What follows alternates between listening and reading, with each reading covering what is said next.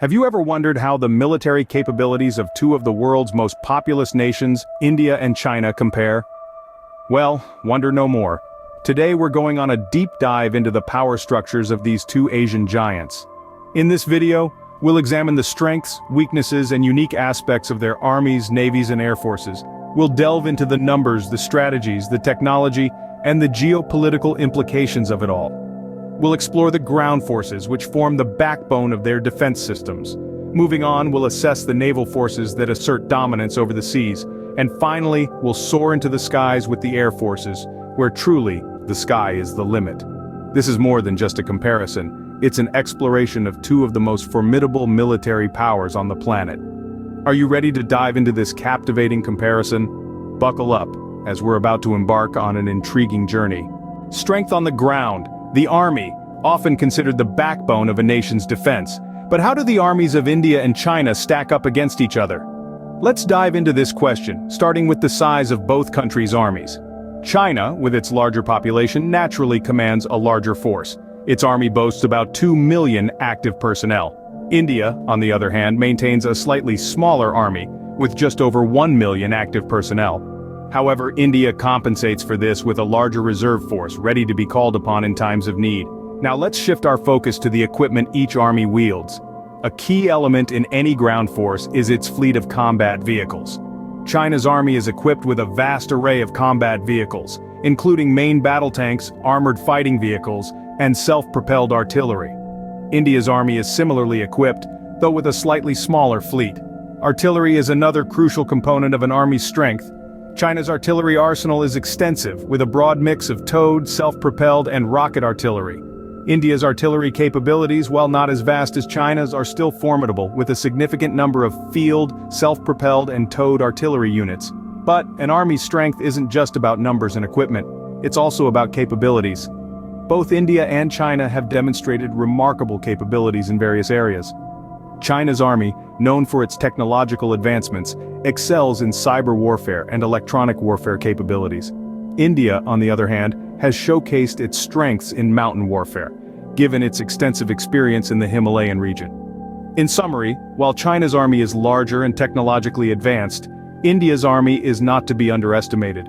With its strong reserve forces, diverse combat vehicles, and proven capabilities in challenging terrains, India's ground forces present a formidable challenge.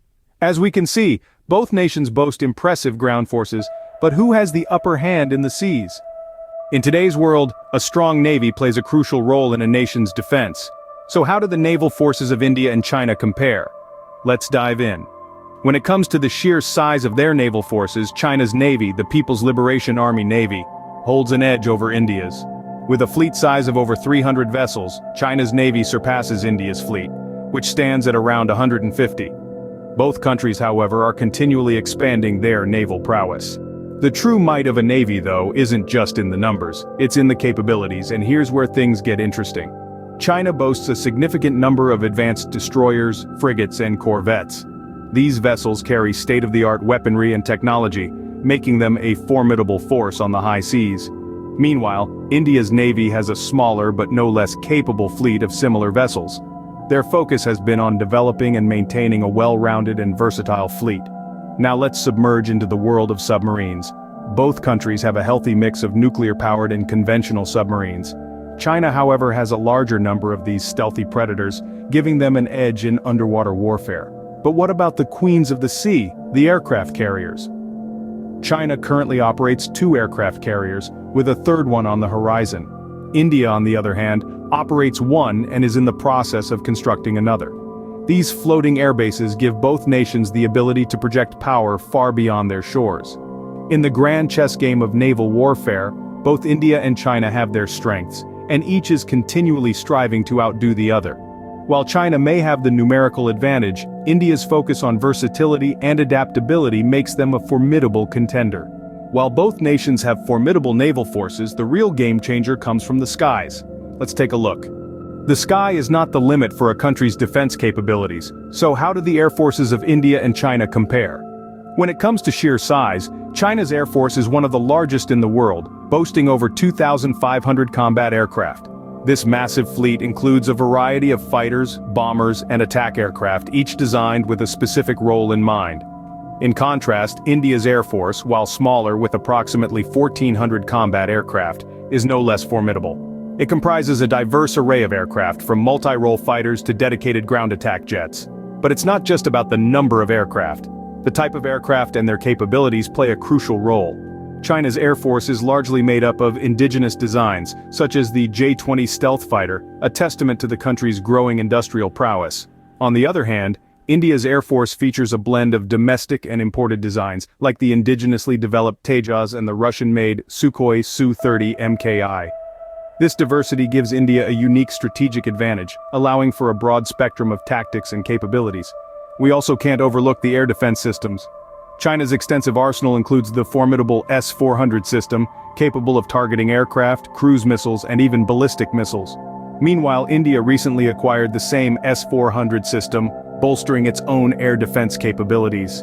Both countries also field a variety of other surface-to-air missile systems, providing multiple layers of protection against aerial threats. But it's not just about hardware. The quality of training and the experience of the pilots are equally important. Both India and China invest heavily in training their pilots, ensuring they can effectively operate their advanced aircraft and systems. Clearly, both India and China have invested heavily in their air forces. But what does this all mean when we look at the bigger picture? So, what does this all mean? Which country has the upper hand in terms of military power, India or China? Let's revisit our discussion. In terms of ground forces, we observe that India boasts a robust backbone of defense, with a vast number of active personnel and a range of modern equipment. China, on the other hand, has a smaller but technologically advanced ground force, with a focus on mechanization and informatization. Moving on to naval strength, China's Blue Water Navy, equipped with a growing fleet of aircraft carriers and submarines, casts a formidable shadow. Conversely, India, despite having fewer vessels, holds a strategic advantage with its geographical position, controlling critical sea trade routes. The sky, too, tells a tale of its own. China's air forces are technologically superior, with stealth fighters and a significant number of aircraft. Yet India's air force, though smaller in size, is highly skilled and possesses some of the world's best fighter aircraft. However, the balance of power isn't merely a tally of troops and equipment. It's also about strategic alliances, geopolitical influence, and economic strength. China's Belt and Road Initiative and its growing global influence cannot be ignored. At the same time, India's role as a major player in South Asia, its ties with Western powers, and its booming economy add weight to its side of the scale. The balance, as you can see, is not easy to determine. It's a complex interplay of numerous factors, each carrying its own weight. It's like a game of chess, with each player constantly adjusting their strategy, making moves and counter-moves. While the scales of military power may tip in one direction or another, it's important to remember that the ultimate goal should always be peace and stability. After all, the greatest nations are those that can secure peace, not just wage war.